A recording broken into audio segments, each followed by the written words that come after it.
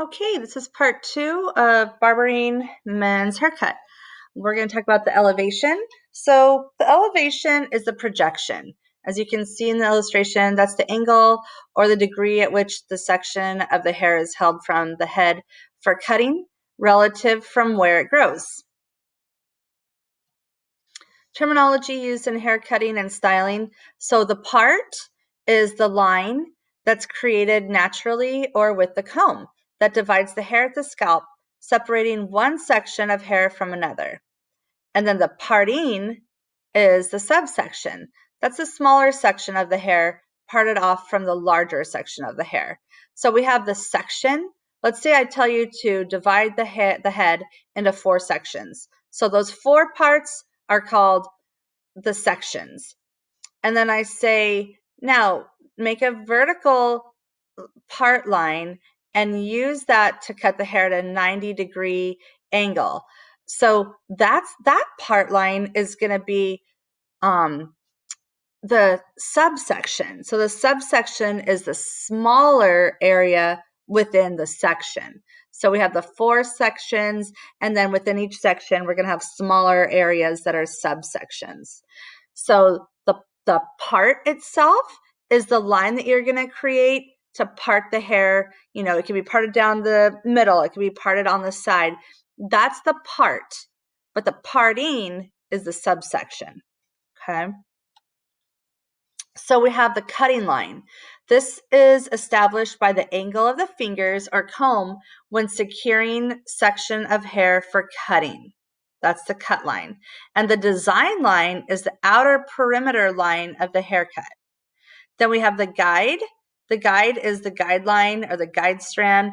That's the cut made by which subsequent partings or sections of the hair will be measured and cut.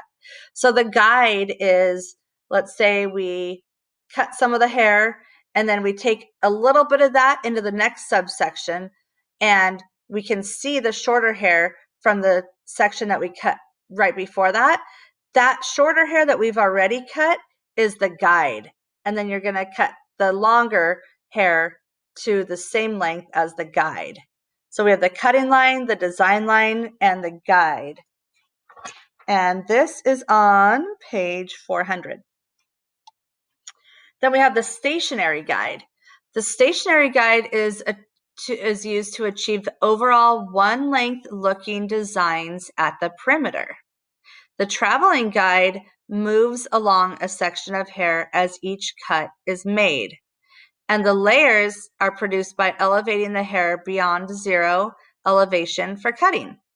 So the stationary guide is, you're going to make one, let's just say, for example, we're going to cut a mohawk section down the center of the head.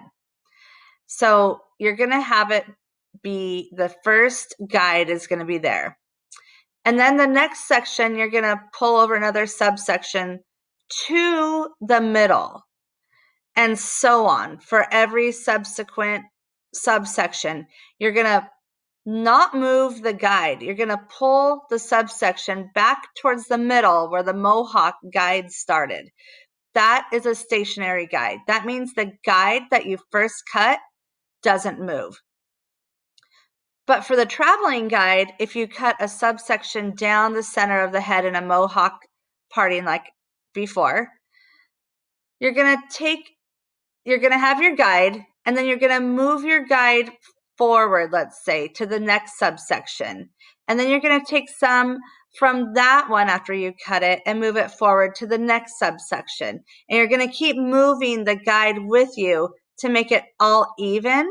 That's a traveling guide. Okay.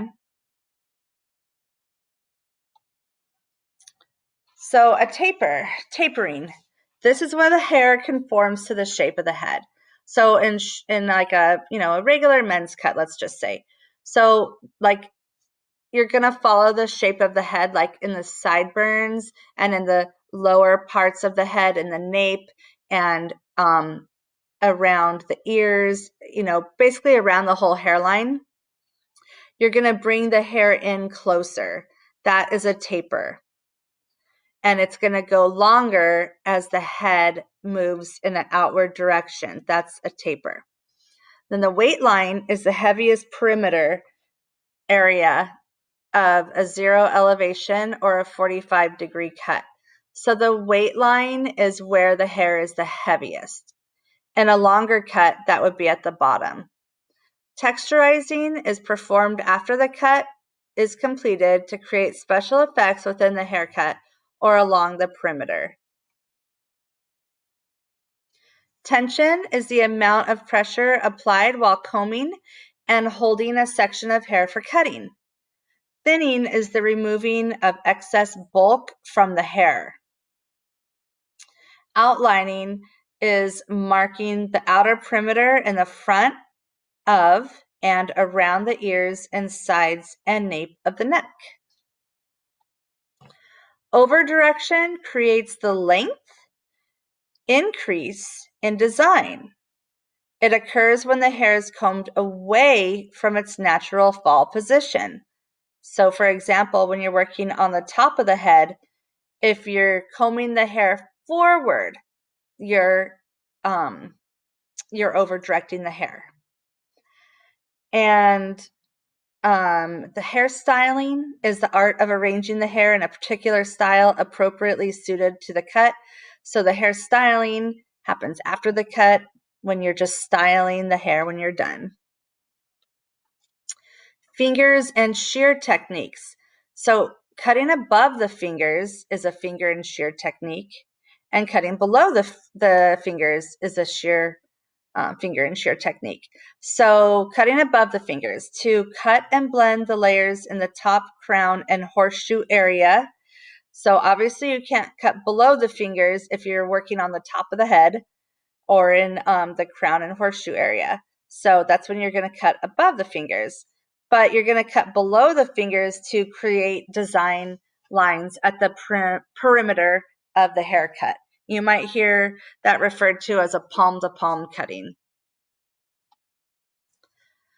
And here we go. Shear cutting techniques, cutting palm to palm. So you can see that the palms are facing each other. So when you're cutting palm to palm, you're cutting below the fingers, and you're going to have to use care not to bend the hair or to project it higher than intended. What that means is just make sure that you're keeping your fingers really straight. You're not bending your fingers, and you're not bending the hair. You're pulling it, with some, not a lot, but some tension. Shear over comb and rolling the comb out. So shear over comb is to cut the ends of the hair. It's an important method used in tapering. And rolling the comb out, the hair protrudes from the teeth of the comb in a position for cutting. So shear over comb, I think most of you know, that's just for cutting the ends of the hair. It's important to use it during tapering. So that's just when you're holding the hair with the comb and you're using your shears right next to the comb. And rolling the comb out is when you kind of put the comb in and then you just kind of roll it out. So now the hair is actually protruding from or hanging off the teeth of the comb in a position waiting to be cut. Sharepoint tapering. So some people will call this texturizing or point cutting. Texturizing can mean other things too, so let's just stick with point cutting. So sharepoint tapering or point cutting is to thin out or customize difficult areas in the scalp. So this is when you're using the points of your shear to thin out areas in the scalp.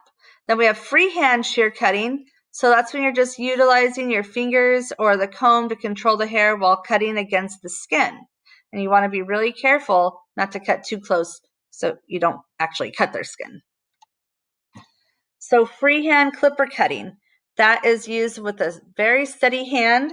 That's when you're just going to pick the hair out or comb the hair out, and you're going to use the clippers freely.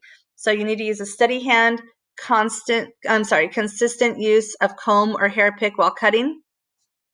Clipper over comb cutting is used, can be used for the entire haircut, or to blend areas, blend hair from shorter tapered areas to longer areas at the top crest or occipital. So that's when you're just holding the hair out with the comb and pushing the clippers up pretty much against the comb. Arching is with the clipper or trimmer that's efficient and precise due to the smaller cutting head of the tool. And this begins on page 403. So now a method to cut texturize the hair. So we have razor over comb. So that is cutting performed in two different ways using the freehand razor position. So we have razor rotation. That's using a rotating motion with the comb and razor as the hair is being cut. And you do that sometimes because if you're doing razor over comb, sometimes the razor will just kind of push the hair. So you want to rotate it back and forth to make sure that you're getting it cut really well. And then we have finger and razor cutting. That is holding the hair section between the fingers and cutting from top to bottom of a section or from one side to the other. And then we have freehand slicing with the razor. That's used to create more movement within a style or to soften the perimeters. And again, when we're using the razor, we're not using a facial razor, we're using a hair razor. Light tapered blending. So these are different razor strokes. This light tapered blending is when the razor is held almost flat against the surface of the hair. Heavier taper blending is when the razor is held up to 45 degrees from the surface of the hair strand. Terminal blending is when the angle of the razor increased to almost 90 degrees. So obviously, the less of the degree that you're holding the razor, the less hair it's going to take off. And then when you get to a 45 degree, it's heavier. When you get to a 90, they call it terminal because you're going to cut almost all the hair off, if not all of it. Okay. So hair thinning and texturizing. One second.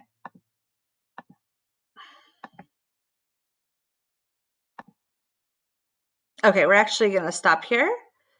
So this concludes part 2 of the haircutting chapter.